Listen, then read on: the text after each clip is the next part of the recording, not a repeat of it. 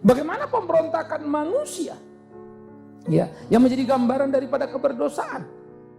Disitulah kematian terhadap ketaatan, karena tidak lagi ada kegairahan bagi kita untuk mentaati ketetapan Allah. Perjalanan hidup kita adalah perlawanan demi perlawanan kepada Allah.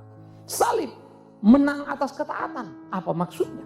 Saudara-saudara, gambaran PL yang menceritakan bagaimana manusia tidak mampu taat dimulai dari yang namanya Adam Hawa, lalu diteruskan generasi kedua, Kejadian 6 ayat 5. Manusia itu tambah hari tambah jahat sampai kemudian Tuhan murka dan menurunkan air bah.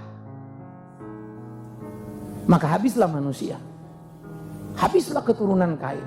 Sehingga keturunan yang ada tinggal keturunan Set yang bernama Nuh. Dari Nuh lah kemudian datang. Berarti dunia sudah bersih, bukan? Karena kan keturunan Kain sudah habis. Keturunan Set kan keturunan benar. Yes, tetapi benar dalam tanda petik. Karena ternyata Nuh lalu melahirkan anak Ham, Sem, Yafet. Belum berkembang biak, Ham sudah menciptakan permasalahan. Tapi Nuh menciptakan peluang.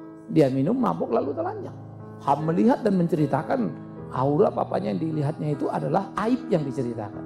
Sehingga Tuhan murka kepada Ham dan Ham menjadi terkutuk.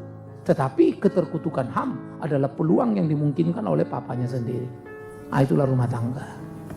Itulah kehidupan manusia berdosa. Maka dosa terus bergerak. Ternyata air bah tidak pernah cukup, bukan? Lalu manusia itu terbentuk. Diperbudaklah mereka di Mesir. Itu bangsa pilihan Israel dari anak Yakub. Lalu kembali ke tanah perjanjian. Sampai di tanah perjanjian mereka gagap gempita dengan kemenangan. Tapi tidak pernah puas dengan teokrasi. Mereka menggantinya menjadi monarki. Tidak puas dengan sistem hakim-hakim yang diangkat Allah. Mereka memilih raja bagi mereka. Rusak lagi. Hanya 3. Saul, Daud, Salomo. Pecah kerajaan. Israel bersatu hanya 3 generasi. Saya sering berkata, bukalah matamu, belajarlah Alkitab.